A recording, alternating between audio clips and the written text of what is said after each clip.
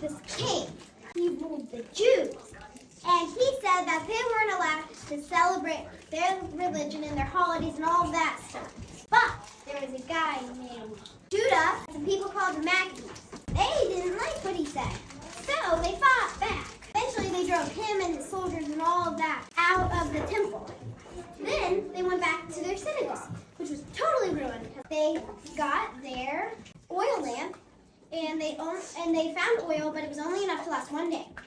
One night. It would take 8 nights to get oil and then bring it back to the synagogue.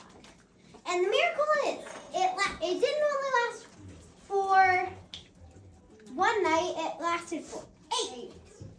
And so we light the candles for 8 nights, and also the presents is just an American thing. They just made it up. Let's light the candles. Yes!